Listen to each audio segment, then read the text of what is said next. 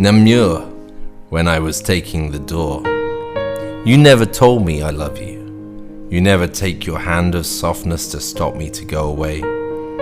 Blow from your languorous lips some words of attachment, while my whole existence seemed to be gradually collapsing, like a plant cut from the sun, while outside is a scorching cement desert.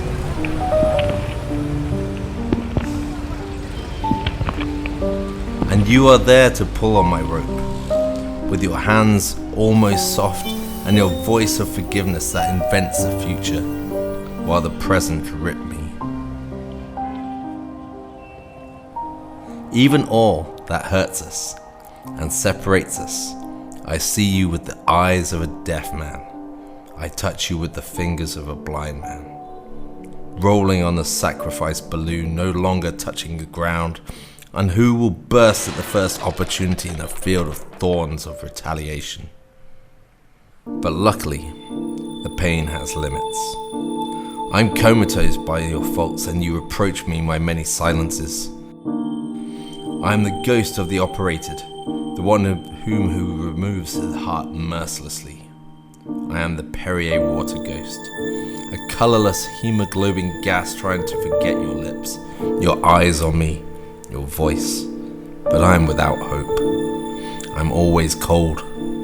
My home is poorly insulated of your absence. Namure, you are a tender star, shaded by the other stars, by their beautiful lies and their ugly truths. Namure, your anger is a cold shower, but your ocean voice comforts my shipwrecks. Your belly is a boat graveyard from where your breath is as precious to me as a bottle of oxygen 100 feet under the sea. If I tell you so much praise, it's to show you that we've already existed in our other forms, than a bold smile crying at night and snoring the day. It's in the days of big dresses, carriages chased by fairies and pumpkins, transporting lovers to the masked ball. It's at the time of lunches, on the grass between courtesans and wooed living in a lyrical realm of love and fresh water, instead of surviving in an evil city of hatred and falsified water at no mercy from all, admiring the navel like a clogged canal.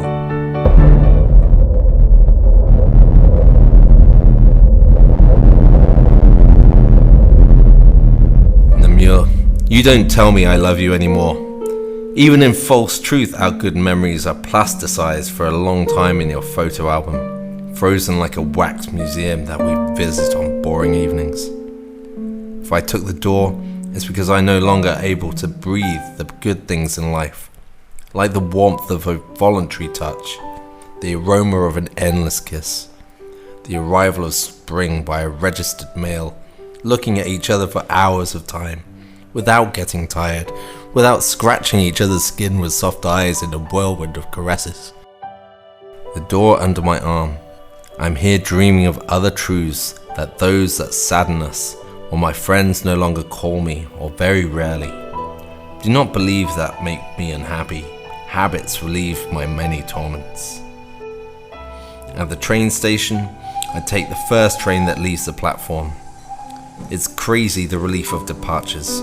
We free ourselves of everything, leaving behind the routine and the bulky baggage. Homeless in the soul, I embrace freedom like a grandmother that I never visit often enough. Namure, we met on the same train. Sitting to my right, you said that a sect of Mexico ingests elixirs to walk on the water and drown in the sky. Discreetly I relished the warmth of your shoulder.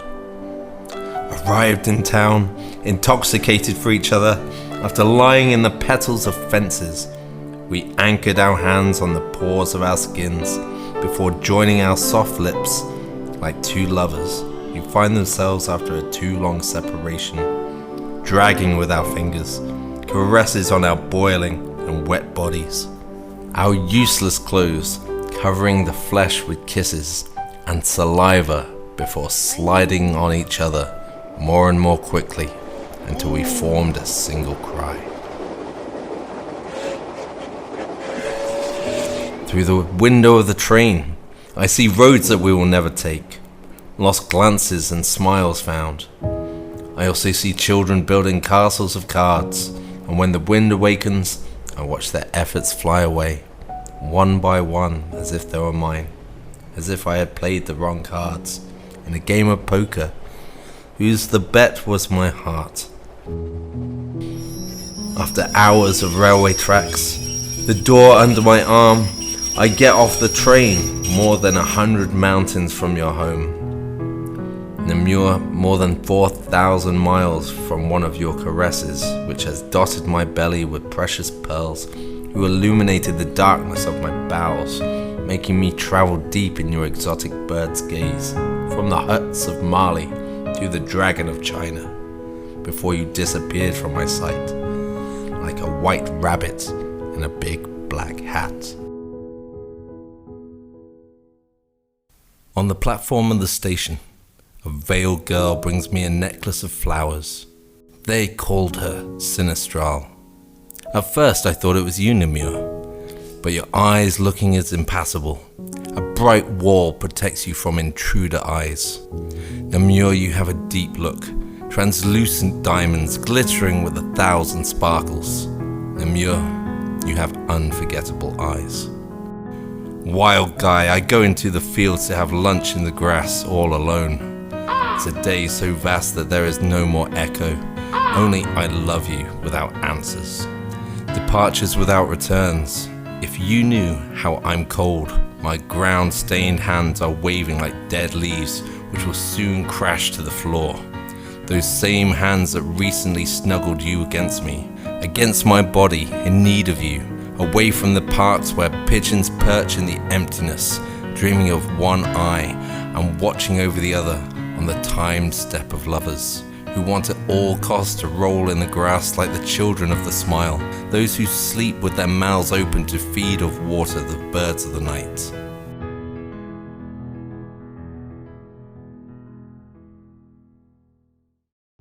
Namure, at each sunrise, you go behind your little house, watering your seeds, grown in a wasteland, surrounded by a tiny green fence.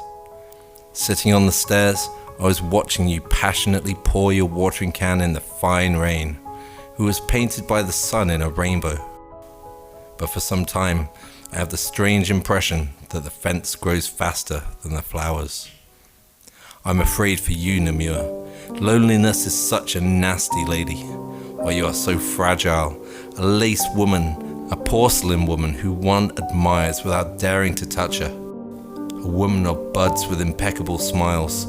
For you I cut the pear in half, shyly your lips have swallowed the fruit, spring is then mounted in my nostrils.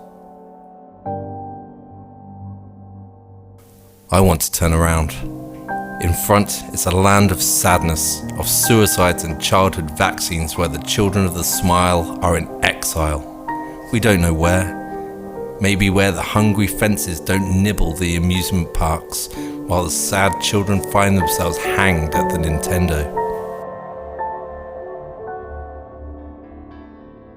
I hear in the distance my name shouting so hauntingly by Sinistrale that I go so far as to imagine her in my arms. Namure, you would not be jealous of it.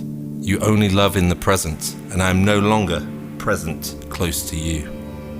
I don't even know that I still exist for you. I feel you are so far away from me that I come to wonder if I had not created you from scratch, if I had not invented your warm and comforting voice in the phone, if I didn't just imagine your warm body, overflowing with caresses, snuggling up to mine in a bed of love, as you had 1,000 hands, 1,000 lips, 1,000 glances, 1,000 faces scattering all over the city, as if you were everywhere at once, in the shopping malls, on the sidewalk across the street, sitting in the cafe, or standing on the corner of a street, waiting for a bus that no longer passes. I go to meet Sinistrale. She invites me to join the party. They celebrate Lethe. She tells me by handing me a long black garment to better dissipate me amongst the villagers gathered around a long feast table. They celebrate Lethe. She tells me, offering an elixir of laughter in a heavy metal cup, where strange faces wince. In the drunkenness, a passion begins to develop, but every time we come to unite our lips, I resume my distance. Namure, you are an intravenous woman who flows silently in my blood. I can't help it. I think of you. You are my skin, the one holding my blood inside, the one holding my life between her fingers. So far that I feel I've become a retired grey cloud, a teddy bear stuffed with tranquilizers, abandoned at the bottom of an attic of souvenirs. Sinistrale tells me the room where I'm going to spend the night. Alone lying on my back, I can't sleep because even my nights are messy. The nocturnal birds build a nest in my throat. I suffocate. Please, Namure, caress me to the blood to spit out the poison of the serpent of despair, preventing me from existing to savor the joys of life. This lady whom I have come to forget the face, instead seeing the one of death, the one of Sinistrale. Quickly, Namure, I beg you. Without you, even my joy is sad. And you know that in the age of laser and silicon, there is nothing more tormenting than waiting for a loved one. We always imagine the worst. The fingers stuck under the electric windows. Voices are lost in wireless phones. Pedestrians disappear under blind buses. Hearts move away for other hearts. Fragile to the bones, when I'm too long separated from you, Namure, my thoughts become a disaster zone, living with the nightmare of things, like a cruel dream where I am in free fall, without a way out, with no possible impact. I confess that at this moment, I want to drink the water from Lethe, this river of oblivion that flows in hell, who erase the memories of those who drink it.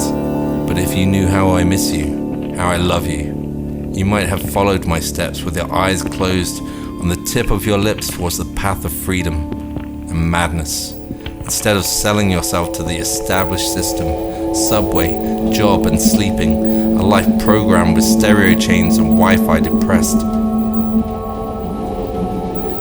But if by chance you miss me, my acrobatic life, you only had to come to my new apartment, because if I took the door, my love, it's because I wanted to be sure that you have the keys of my new home.